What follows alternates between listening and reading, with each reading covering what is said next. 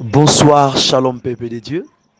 Que Dieu nous bénisse dans sa présence parce que nous voulons élever son nom. Nous voulons vraiment kolobandeni mako kokota lisusu na kati ya présence na ye ainsi que pour nous débuter vraiment to banda 67e nuit na biso dans la présence de Dieu.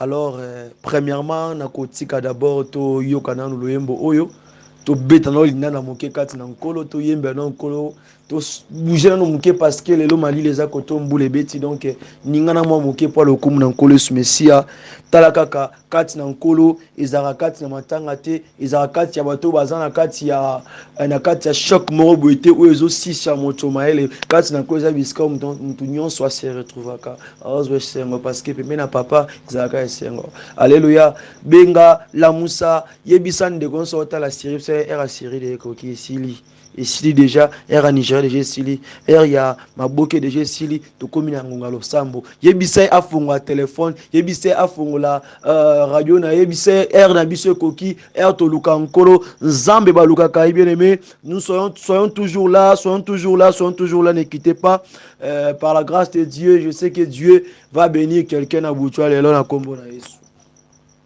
Go.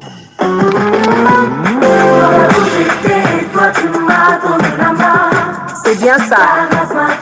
Désormais, je suis élu. Je suis aimé. Alors je peux proclamer.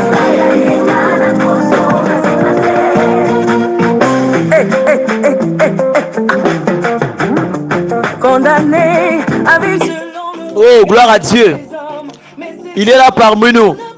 Kobanda le 1er février o ezali ngolu tolinga to dédicacer mo e pa kolos messia to talise ke asali musala monte ya pamba to musala monte en vain kokota na kati ya mois o ya février na première nuit na biso na kati ya mois ya février le 1er février ezali oh notre première nuit de grâce de bonté de paix de la réussite. Oh merci Jésus. Venez à lui, vous tous qui êtes fatigués. Car son jour est léger, son fardeau est épais. Soyez, Batera mon demain, si t'as collé, la raté.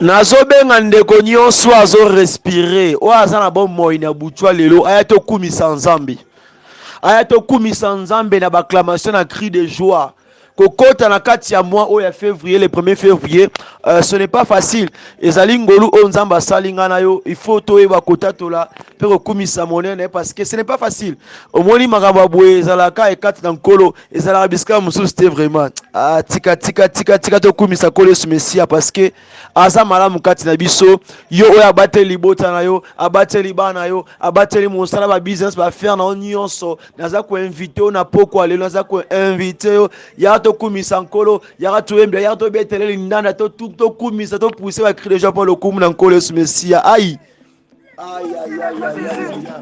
beta yango bien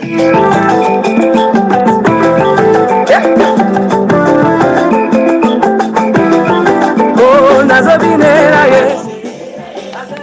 tobinelaka nde Yesu tokumisaka nde na butwa lelo atolela te tokumisa nde nzambe na première nuit na biso na kati ya mois oyo ya février.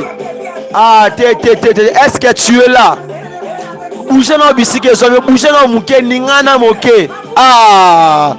Aïe, beta linanda wana malamu.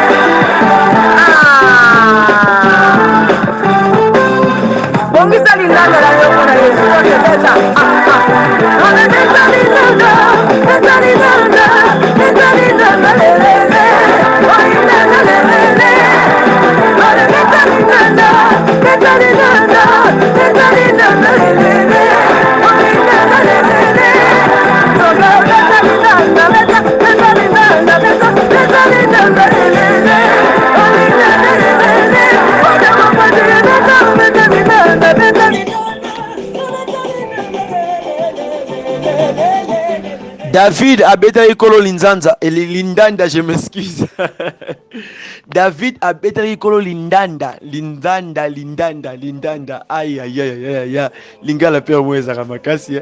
Abetaki kolo lindanda. Yango c'est pour cela biso pe to betele lindanda na butwa lelo. C'est-à-dire que lindanda na biso ezali ba cri de joie, ezali reconnaissance kota la grâce aux nzamba salinga non vraiment côté les manas sa présence. Kokota na moi oyo pe na nuit ya liboso na biso na kati ya losambo oyo. Alors ce n'est pas facile, il faut être reconnaissant.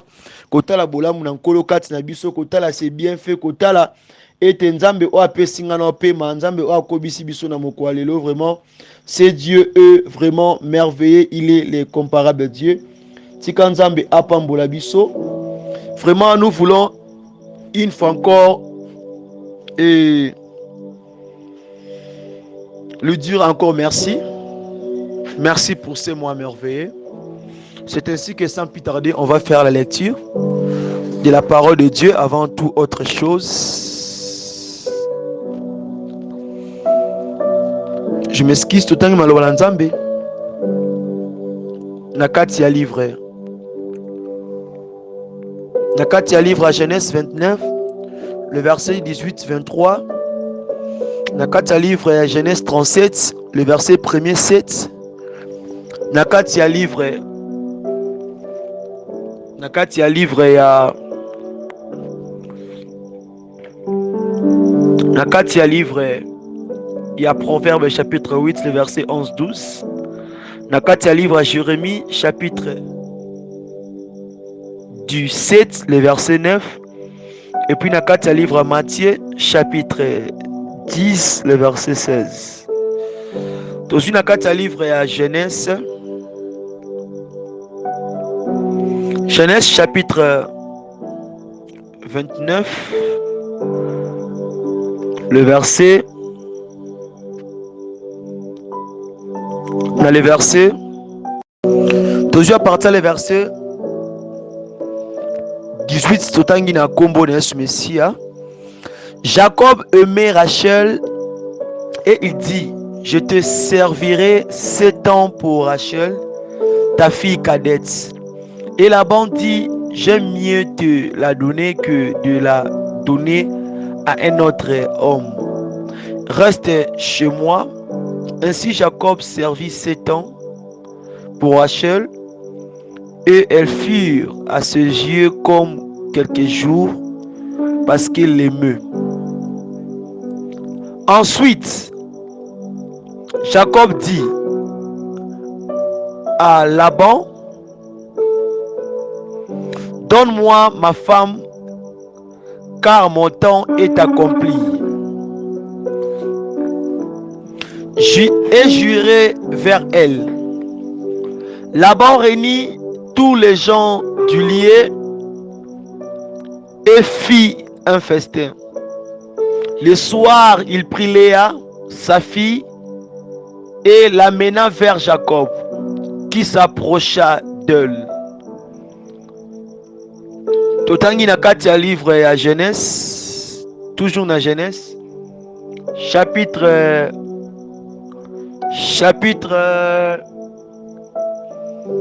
37, dans le verset 1er, jusqu'à 7e verset. Jacob demeura dans le pays de Canaan où avait séjourné son père. Voici la postérité de Jacob. Joseph, âgé de 17 ans, faisait paître les troupeaux avec ses frères. Cet enfant était auprès des fils de Bila et de fils de Zilpa, femme de son père, et Joseph rapportait à leur père leurs mauvais propos. Israël aimait Joseph plus que tous ses autres fils, parce qu'il avait eu dans sa veste, et il lui fit une tunique de plusieurs couleurs. Ses frères virent que leur père l'aimait plus que eux tous, et ils le prirent en haine. Ils ne pouvaient lui parler avec amitié. Joseph fit un songe et leur raconta à ses frères qui les haïrent encore davantage. Tout ce qui appartient à Awa, Tozuasus Nakatia livre, il y a Proverbe chapitre 8, le verset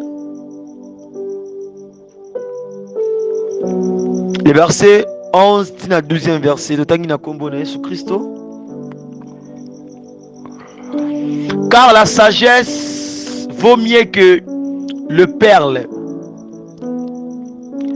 Elle a plus de valeur que tous les objets de prix. Moi, la sagesse, j'ai pour demeure le discernement et je pose la science de la réflexion. La parole de Dieu. Prions pour nous tikasta onabo na kolos Messia ko senga ne swa kamba biso. Tobonde na kombo na Yesu. Jéhovah Shama Adonai, le Dieu tout-puissant, l'éternel roi, le comparable Dieu. Merci pour ces soirées. Merci pour cette nuit. Merci pour notre première soirée, nuit d'être là dans ta présence. Nakati à moi, oya février. Na nuit na biso liboso nakati à moi, oyo. Topamboli kombo na yo. Kutomboli kombo na yo. Topese suyawe contrôle pe possession à moi, Otobandi, Père de gloire. Tolekisi moi janvier, Ototiko encore sima ya lobi awa. Alors, tostengi ete yawe oyeba okamba biso. Oyeba kotambwisa biso. Oyeba kozana biso longo Père de gloire. Sala ete na kati ya moi oya février. Tobi que ce que tu nous as promis, ce que tu nous as dit, Père de gloire. Que ta promesse s'accomplisse sur la vie de chacun de nous, Père de gloire. Bénis-nous dans ton œuvre, Seigneur. Bénis tous ceux qui reçoivent ce message, partout basé le Père de gloire. Fusute et Père de gloire. Je t'en supplie, mon Dieu, mon roi. Je t'en supplie, Maïlo. Je t'en supplie, ma force terrestre. Rakaya Machanda. Yawe tambui sape konza. Tambui sape aranya. Tambui sape l'obela biso. Tambui sape jalisha makati na biso. Manifeste-toi puissamment, Seigneur Jésus. Nous voulons t'écouter. Nous voulons que tu parles. Nous voulons que tu nous édifies ce soir, Père de gloire. Dans un cas, un simple instrument où tu utilises puissamment na boutoir lelo. Na kombo na Yesu Messia. Yango lokwa libota moko. Oto sangai na kombo na yo.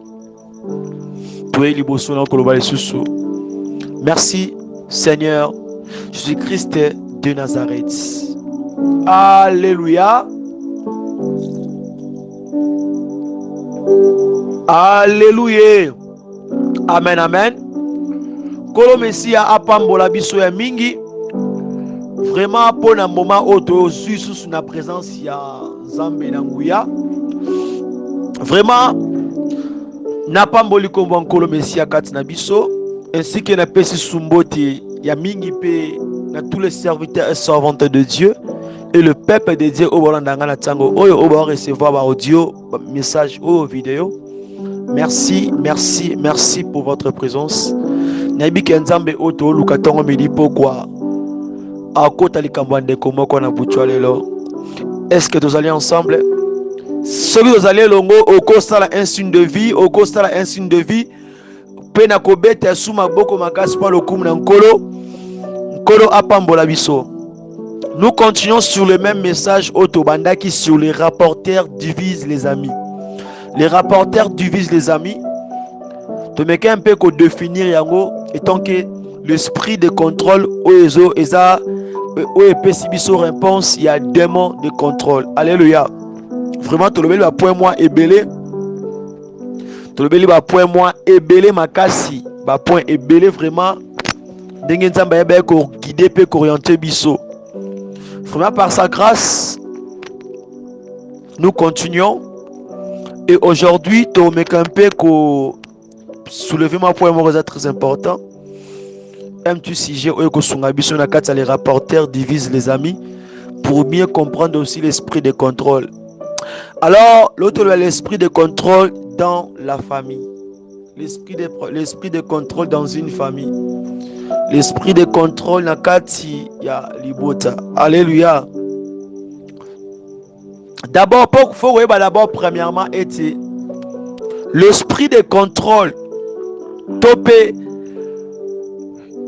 L'esprit de contrôle topé les rapporteurs autolobela awa. L'esprit de contrôle est banana balabala te. Et bandina wendete bandina musala te. L'esprit de contrôle est botami. Les jours où botami na kata libota na yo. Nde l'esprit de contrôle est bandi pour na vie na yo. L'esprit de contrôle est bandara na fia mutu tango mutasali naissance. Tango mutabi kobotama exemple tomoni Yesu Mesia tango abotami kaka tango abotami nde bitumbe bandi. Alléluia. Nazana pointe mais comme que Seigneur a expliqué vraiment Dieu m'a fait grâce na meka un peu copier ça exemple wana. Yesu Mesia l'esprit de contrôle, les démons de contrôle babandaki musana bango tango ya botami. Cela veut dire que tango moto botama kaka na kati ya libota na ye na moment wana déjà des mots de contrôle azu fonctionne. C'est-à-dire azana ba agent na ye ana bato na kati ya libota oyo aku activer bango babanda siko ko la parcours na yo quand ndengo botami kokola na yo quand ndengo zo kende. Alors ba des mots de contrôle wana Baebio avant eux babango. Avant que tu aies connaissance de l'autre qui a ta famille na yo, il y a des gens que le diable utilise pour contrôler vie na yo. Bango baeba encore déjà. Alléluia. Bango baeba kayo. Baeba encore déjà. Dans l'esprit de contrôle et bandaka les jours topé mokolo oyo botami. Ndebiska esprit de contrôle et bandi musala na kati ya bomoyi na. Alléluia. Mais le point on a soulevé awa non mais quand même peut faire comprendre peut que tali so été cela m'a commis en Zambie. Tout ça on a été na kati ya libota oyo na kati ya famille oyo na Genèse 37 premier 7. J'espère que vous avez vu le solo au malam. Yandeko Joseph. Alors ses frères Ndeko Joseph aeba ko yeba ko connaître grandeur ya bitumba, dimension ya bitumba. Tango azana mutoto. Tango azana mwa muke. Alléluia. Alors ses frères banda ko contrôler via Joseph de que il est encore pétu. Alléluia. Qui nous montre que le démon de contrôle, quand il poursuit, quand il contrôle, tant qu'on a une information pour la vie à Moutou, c'est-à-dire à ta âge à Moutou, il suffit qu'à en Zambie. Et c'est là qui cause un problème. Alléluia. De démon de contrôle à libota basakana na été basakana na été bien aimé. Démon de contrôle oyo aza na famille to pe na libota oyo zo bikela ozo vanda na bisiko botami na bisiko zo kola. Démon wana on ne blague pas avec lui parce que soki a lobi askanga yo soki a lobi a localiser yo, il a plus des informations et des précisions que les démons de quartier, démons musala, démons ya libota o baleli. C'est un peu différent. Na démon de contrôle, il y a origine na yo. Alléluia. Que Dieu nous bénisse. Landanga bien pour nous bimsa nzamba olinga tesa bisolo komona kati message oyo. Alors, l'esprit de contrôle tango e botamaka mokolo o moto abotami e bandi musana ngo, mais après mikolo wana, c'est-à-dire après batan wana, l'esprit de contrôle na kati ya libota na certain âge e botaka ba racine, e botaka ba audacité, e botaka ba courage mususu. Landanga sikonde tokoma. Quand tu étais encore bébé, enfant, il était, mais force naye on va dire qu'on comprend, donc on va dire qu'on sentir yango vraiment te parce que wana bomwa nezalaki na. Mais tango akolaka apikle aboti abimi bazel aboti mapapu akomeli, cet esprit là maintenant de contrôle dans ta famille. Owona ete azwaka sikoyo makasi nde wana tozongi na kati ya livre ya Genèse 29 18 23. Vous allez remarquer que quand l'homme oyo ayaki na ndako ya Monsieur Laban, cet homme là avait aimé sa fille cadette. Alléluia. Quand cet homme-là, il a fini son travail, il a payé ce que l'homme doit, il a payé ce que l'homme doit donner pour qu'il prenne sa femme. Alléluia. Mais tellement que na libota, na famille à Rachel, il y avait un démon de contrôle, il y avait un esprit de contrôle qui contrôlait leur vie.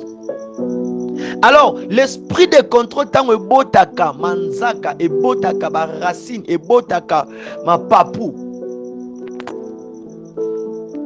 Et zalaka esprit oyo, et comme à classer même batou.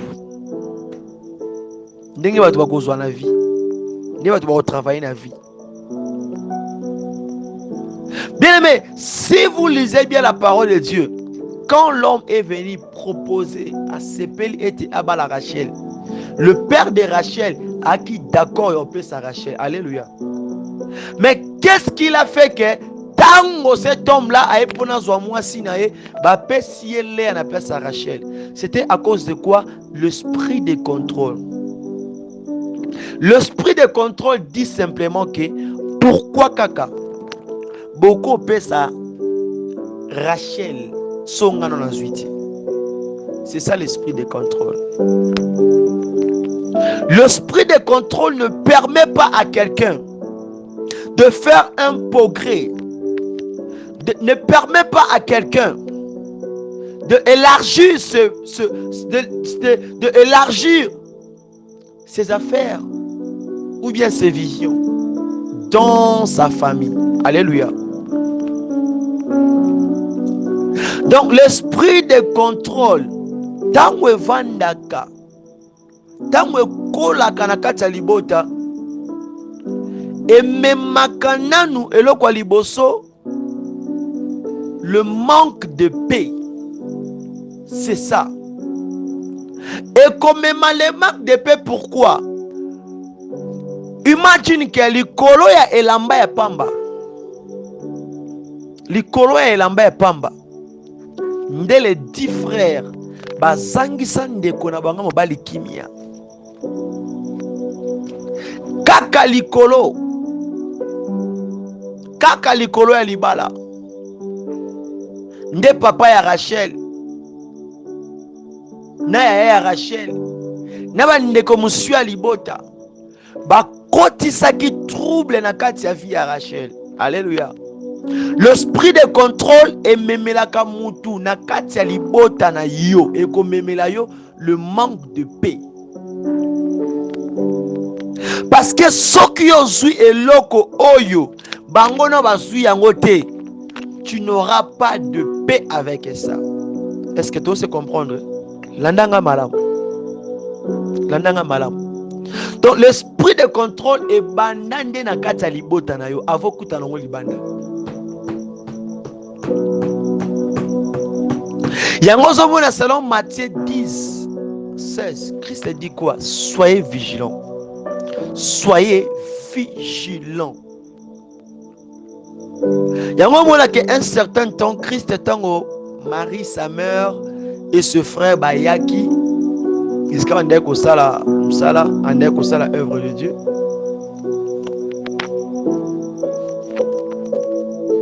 Donc bayi ba komi alors que la foule izaki wana babi na Yesu te. Maman na bandeko no bazali banda. Yesu atali bango bi.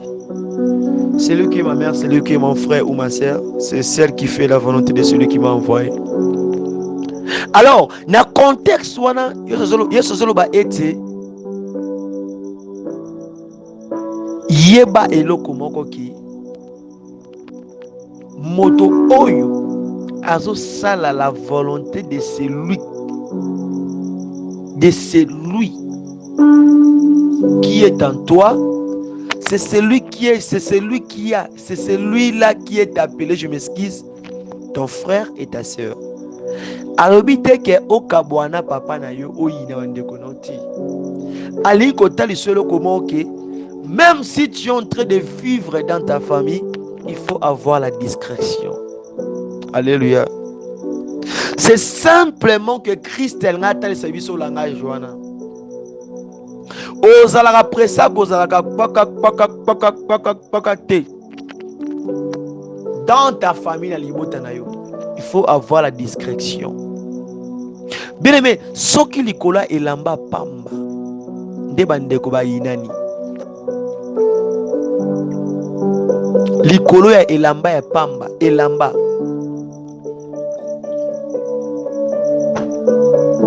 mapangu te mituka te badiama te, elamba kaka ya pamba, elamba ya pamba nde e aggrave lisusu guerre na kati ya libota. Elamba ya pamba, elamba ya pamba. Likolo ya mobali ya moninga nde yana leki.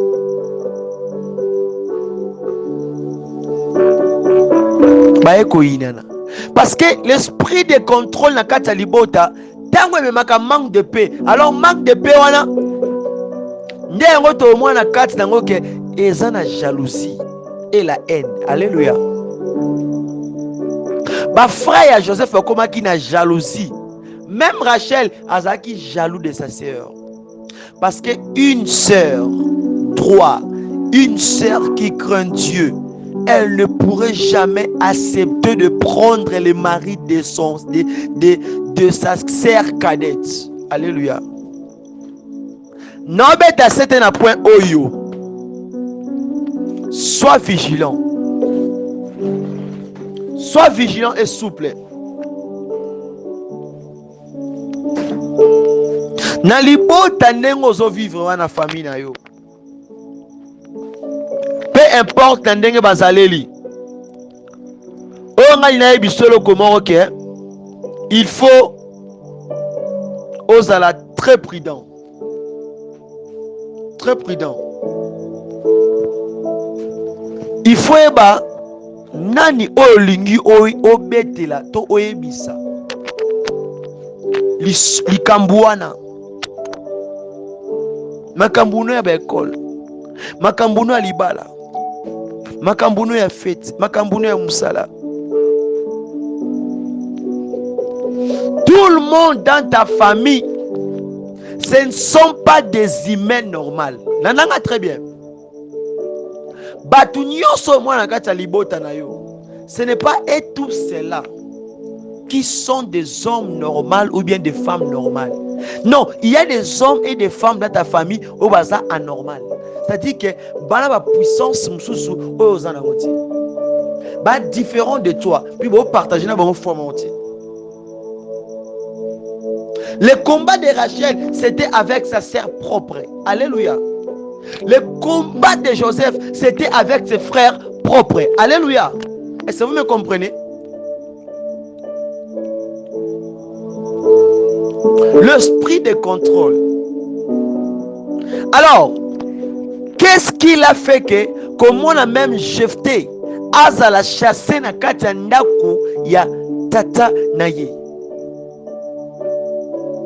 Alléluia. C'est l'esprit de contrôle. Pourquoi? Parce que ses frères ont remarqué que oyo jefta bandé ko sala, oyo bandé ko simba, oyo bandé ko mona, alors bango bazaki na mesure ya ko toucher yango te. Pourquoi? Parce que bandé ko veiller, bandé ko contrôler via Jephté. C'est ça la famille. Na kati ya libota soki esprit de contrôle eza makasi ndoko mona ete esisitaka ba manque de paix, la jalousie, la haine, ainsi que la haine kutu bokozala na mutu boyokana na bino te mais bwana liboboza bisika moko. Mais soki haine wana ekomi kokola ememaka division, batu bayineni mpe bakabwani bakuta na pete. Sodome et Gomorrhe. Il y a autre Sodome et Gomorrhe. Quand je parle de Sodome et Gomorrhe, c'est-à-dire que je ne présenterai que Abraham et Lot. Alléluia. Abraham na Cana, Lot na Sodome.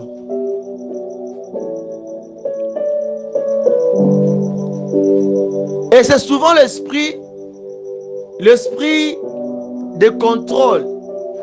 Souvent, évangile Samiming n'a qu'un esprit de pauvreté. Alléluia. Vous savez, la pauvreté, n'a rozanga musala, n'a rozanga loko sala, n'a ko manqué bilo musu na vie. Eza biloko oyo ememaka l'esprit de contrôle na kati ya moto. Après démon de contrôle aye ko vanda siko. Alléluia. Yango na obeta sete. Dans la discrétion, si tu connais bien que na famille na yo, bwana caractère moko o batu balandela ka ba vie ya batu.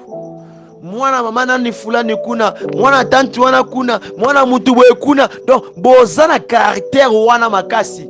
Faut faire très attention.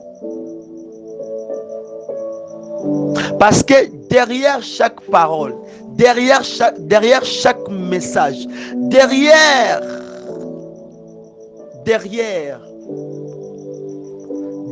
elo nyonso le kanaka et bombaka esprit moko na sima.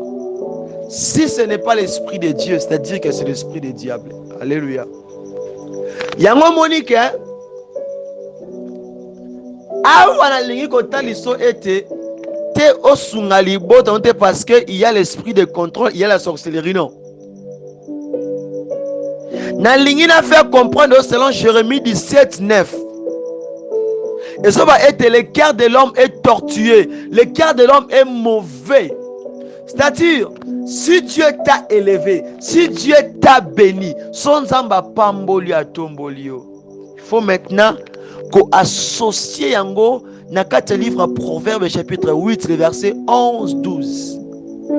Associer yango na verset oh, pourquoi? La sagesse. La sagesse. Avoir les discrétions. Et avoir la discrétion et le discernement. Je m'excuse. Oui, au consommant de konayo, mais cache tes projets. Au kopesa bango mbongo, au futela bango classe, au lesa bango bomba, batela ba entreprise na yo. Batela ba compte na yo. Ne t'expose pas. Ne t'expose pas. La famille c'est autre chose, bien-aimé. La famille c'est autre chose. Parce que dans nos familles, il y a des esprits. Parfois, ceux qui ont provoqué un oko sachit na mukolo moko. L'esprit de contrôle na kati ya libota. Nde yango komona ete ba poison etiamaka. Akenda kotala bandeko na ye, akenda kotala mama bango, akenda kuna kokenda kuna songa be andi kobela ote akufi. Pourquoi l'esprit de contrôle ou les a provoqué par et pas na yo moko. Tu connais ta famille. Yeba kotia fongola na monoko na yo, kotia kadena na monoko na yo. Tu peux kofongola d'autres portes où vont nango.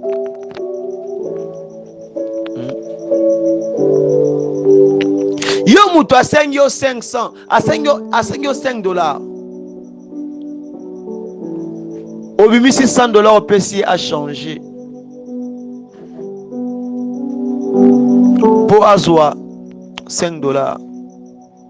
Alors, yekout cela est bien que vous en avez. Alors, ceux qui ne connaissent pas la colo et sauté, vous voyez. Faut être prudent. Même à Tamakambo Moussousou, avant le banalibota no futana no batango no bandeni. Bandeni. Bose ka bobeti li solo boseki na famille. Obite ke olobi wana nde vimbisi ba mutema. Si Joseph Likola nota pamba na libota ne ini. Et bon yo. Les rapporteurs. Ozo bete la wana zoyoka, c'est un rapporteur. Azwa ok nango na monde des ténèbres. Attention, attention, attention et attention encore. Je insiste. Attention.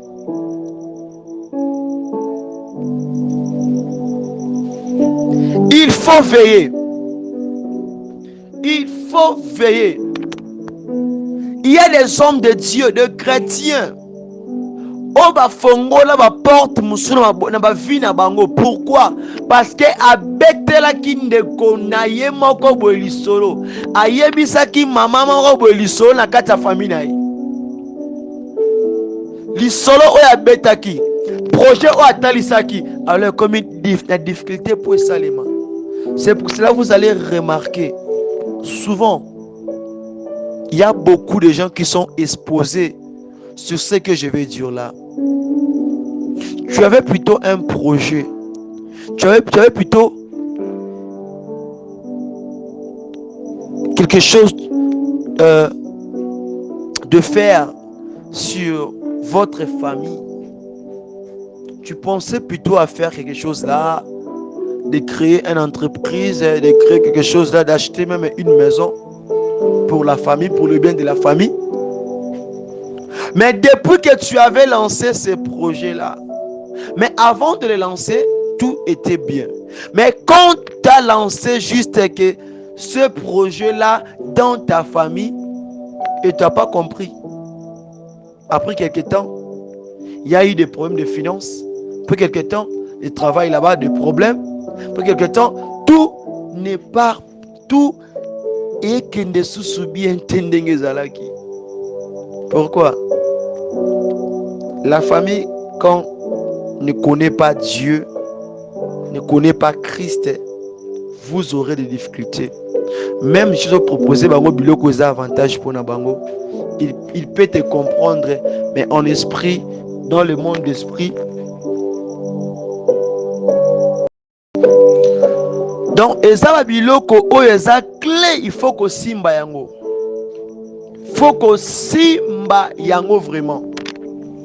Donc, ozala ino bien. Okangisi ba mbongo na yo, sali makambu na yo, obite. Ovandisi famille. Na moni. Na si wa possibilité. Moi, mkema weza analingina sala mo lo mo bena créer po esunga famille sala mo boye. Alors yo na bonne volonté na yo au proposer ofandi ici ba papa ba oncle ba nani ba tante bango nyonso wana bavandi sikoyo yoka ndenge sepasaka tango l'esprit de contrôle eza na kati ya libota na yo soki ekomi kotalisa bave na yo wana ba oncle ba papa tango apeti wa moke oyo yo uti na age oyo ozalaki nango osala oyo ya sali te omoni l'esprit de contrôle epesaka mutu jalousie epesaka mutu haine yango omonaka mutu ayaki na projet malamu na kati ya libota nde mutu wana akozala mutu ya liboso akolimwa na famille c'est-à-dire que bakoefase so akufi so atabeli maladi moko boye au moins ke famille wana ezala kati na nkolo nde projet wana ekoresir. Oh Jesus.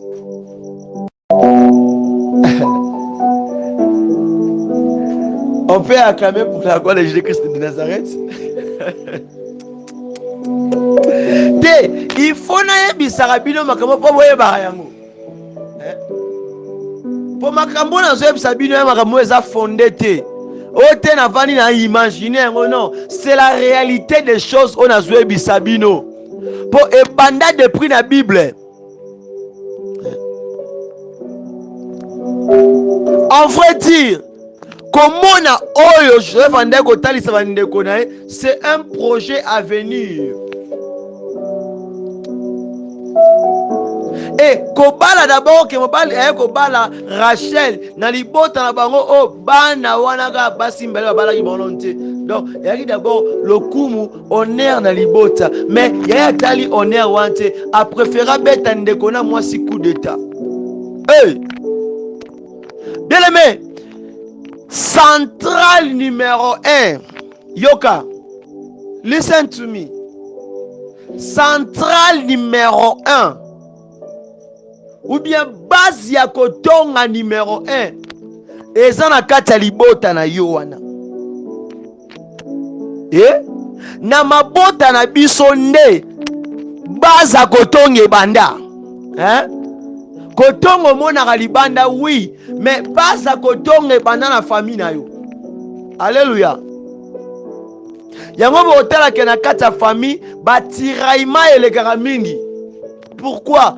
Parce que il y a qu'un esprit moko oyo ezalaka dominé dans la famille, c'est l'esprit de contrôle.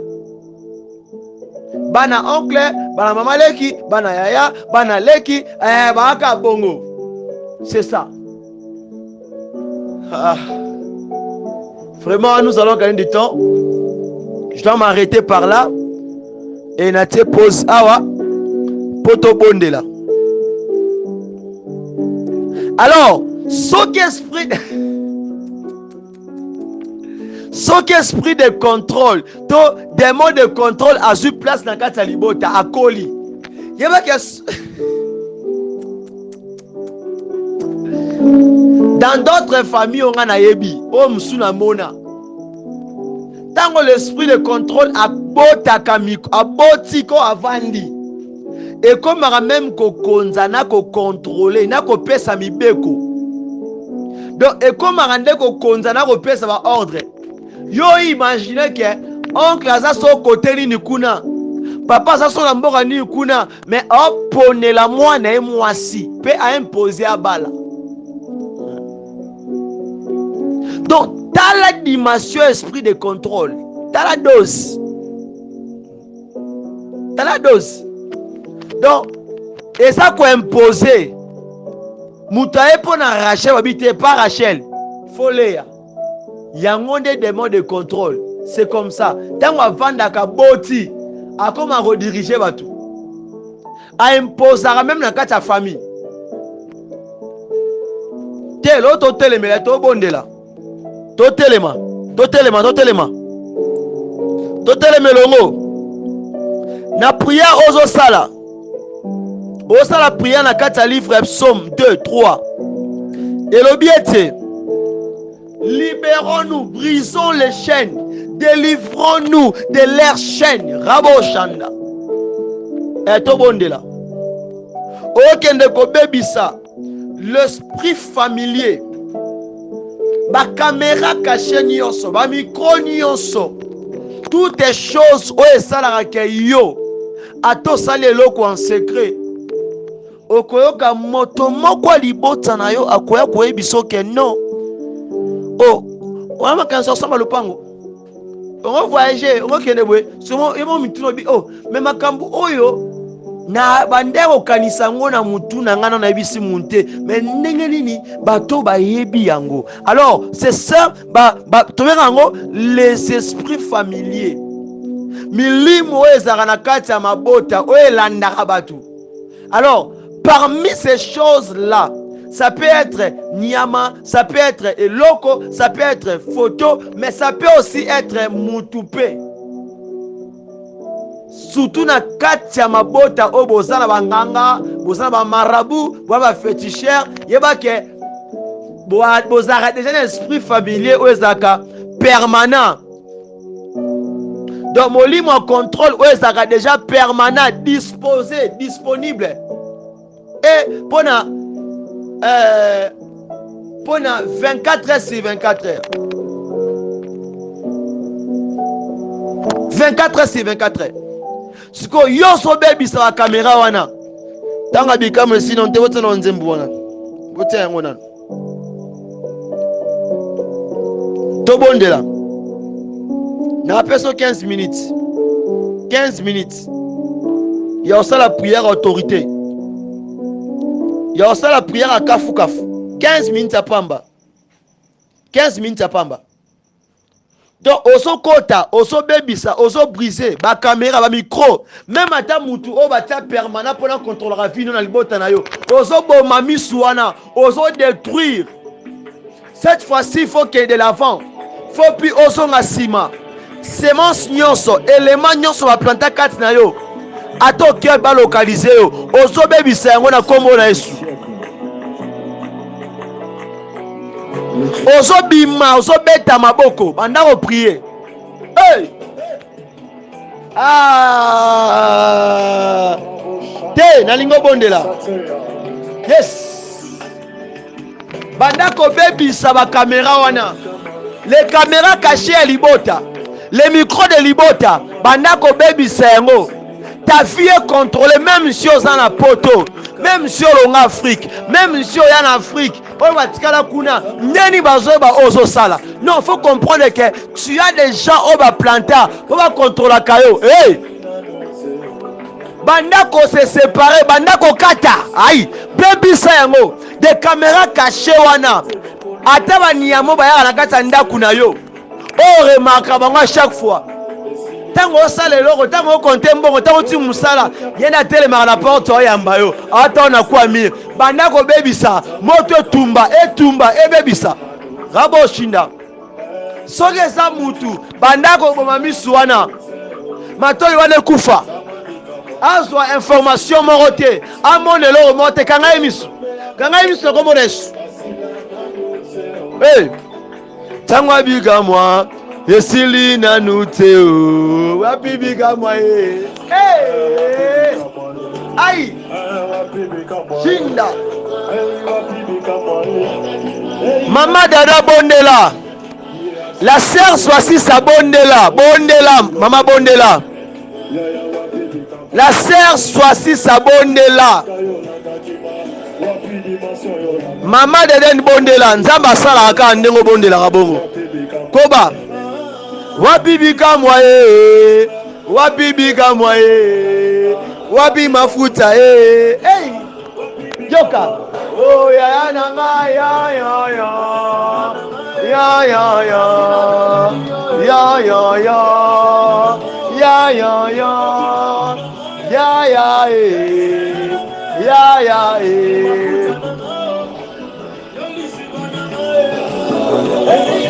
Lelo eza Wednesday. Lelo eza mercredi. Jour 3. Bandako bebisa. O eze bandela moi. Yo il faut mona. Ba projet faut que le liboso. Il faut vivre à la main de Dieu. Non. Oh, aïe. Hey. Nazala galegi na yo. Hey, leka Jésus. Hey. Ya ya ya. Ya ya ya. Ya ya ya. Hey. Ya ya ya. Ya ya ya. Yo yo yo yo yo. Ya ya ya. Ya ya ya. Ya ya ya. Hey. Bandako bebisa ba micro ya libota na yo.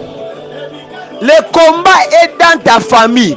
Tu ne combats pas le combat qui est dehors, mais tu combats le combat qui est à l'intérieur de ta famille. Alors, tu dois exterminer, tu dois écraser les agents permanents qui est là dans ta famille. Qui oba luka yo tongo midi pourquoi? Oba luka libana yo, oba luka okweya, oba luka voyager beba, oba luka o progresser te, o avancer te. C'est ton tour maintenant de détruire leur complot, leur mauvais travail. Rabashinda, Rokamando, Robosaya, Ekemande, Shinda, Robosaya. Hey! Hey! Hey! 67e nuit. Ce n'est pas facile. Mais avec Jésus, nous arriverons. Prie.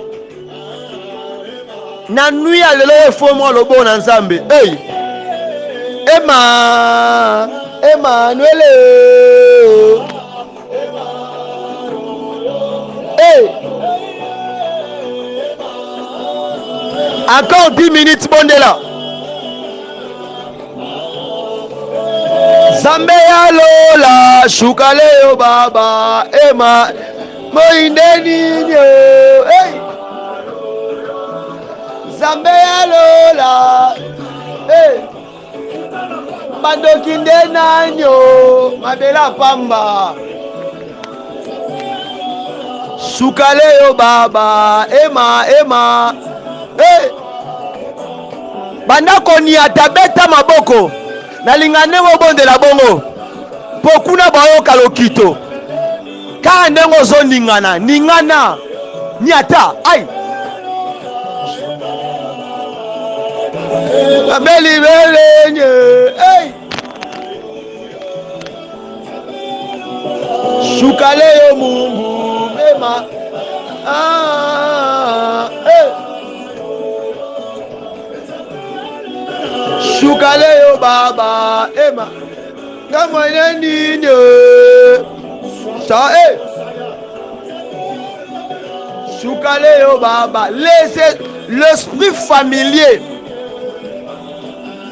ba agent wana molili o baza na sima santé na yo tango lingo zwa guérison bango bakela ba information ba changer formule. Tango lingo matana va faire bango bakela ba information ba changer formule. Les démons de famille bazaka plus méchants.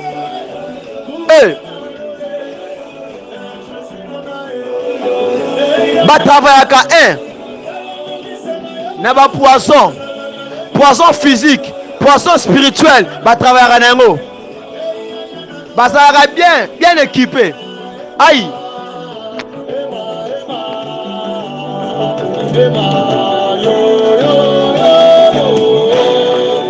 Soyez kateli.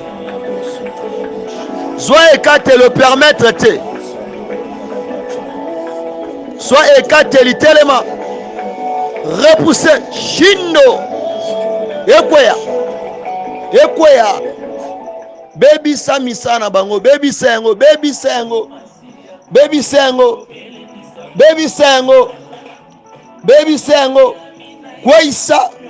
Kwaisa neutraliser kosi na yuda bondela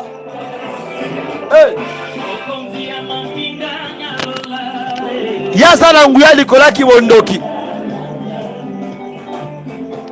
beta maboko wana kobebisa na kombo na Yesu Mesia ndezo koya ba kamera yeso panzana ezo zika na kombo na Yesu yonde ifo bika lobongo na Nzambe na mwa oyo Zamba kosalela yo na oyebisa yo yonde nazolobela ata boya osalela nko Psaume 2-3 brisons, délivrons-nous des chaînes diaboliques. Hey.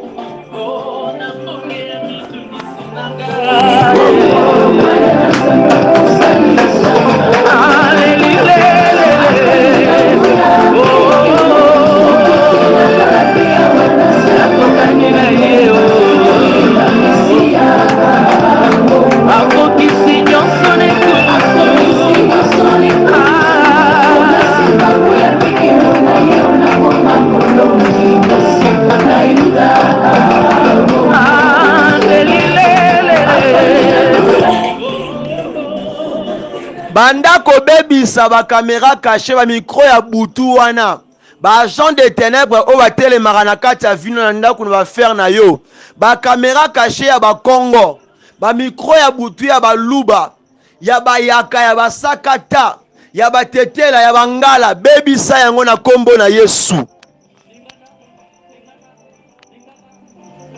Bondela. Hey. Yes. Arouta wabio. Yo. Aïe.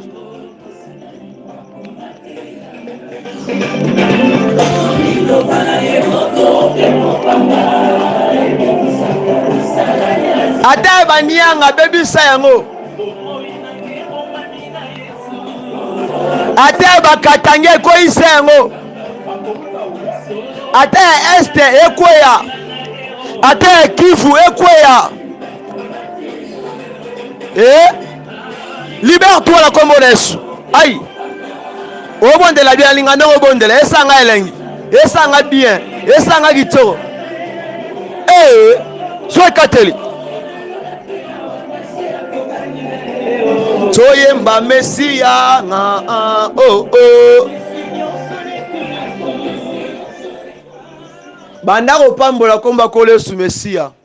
Oya banda kina biso akomisi biso na suka service oyo. Ozota tola elonga. Kati na louange. Kati na maboko. Ozo proclamer, ozo déclarer maloba na nguya, maloba na power pona mwa otobandi a février. Na butwa lelo osaka tala na kobondela pona mutu te yo monde fo bondela pona olingo mona na kati ya mwa oyo. Yo mo zwa ekateli, zo autorité banda ko saka maloba. Na kombo na Yesu bondela, prie. Yesu. Papa nga fona mona. Nga fona simba. Papa nga fo pambola ngai. Nga fo sala nga bolamu. Fona mona bolamu. Nabikela yango papa. Ce que tu m'avais promis, ce que tu m'avais dit, Père de gloire. Yesu. Projet à paix, projet à bonheur. Élévation. Récite. Bonheur. Na kombo na Yesu Messia. Papa ezala partage à moko na moko. Le projet de paix de bonheur est accompagné moko na moko. Na butwa lelo, na kombo na Yesu Messia, na saki pe na déclaré quand est au koti mois février, ezala mois makambo kitoko, ezala mois réussite, ezala mois élévation, ezala mois succès, ezala mois kotambo dans la crainte, dans ta crainte avec toi, ezala mois kozana sema konayo, ezala mois kotambo selon ta volonté, ezala mois kobikela, ya kobikela ainsi que longuya pe ete bikamo no kati na biso na kombo na Yesu Messia. Qui soit ainsi comme un seul peuple autosanga na présence na yo tolobi susu. Merci Seigneur Yoshua Mashiach. Alléluia. Amen. Kolo apambola biso pona 67e nuit. Vraiment na kata message poko lelo na sika moto mora pambwami ya mingi. Si tu es béni et tu es heureux, ya kota moi oya février moment ya kitoko, moment ko ya lengi, okiko bina ko beta maboko ndebiska auto clôturer prière butwa lelo kata loembo oyo na kombo na Yesu Messia, to binela ye, to pepa. Que Dieu vous bénisse. Shalom. Bonne nuit, bonne soirée à tous. Soyez bénis. Oh. Pona Yesu beta lindanda. Beta milolo. Kumisaye. Aïe. Hey. Tu peux rester sur ta chaise. Lève-toi et célèbre Jésus.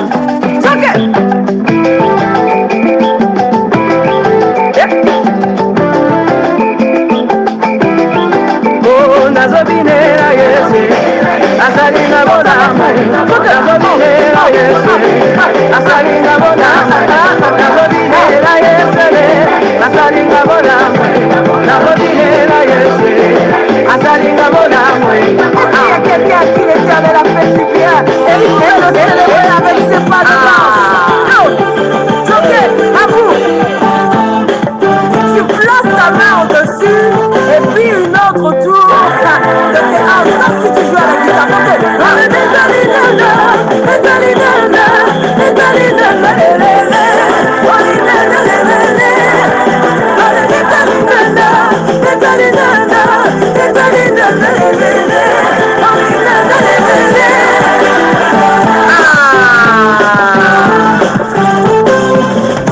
Yesu,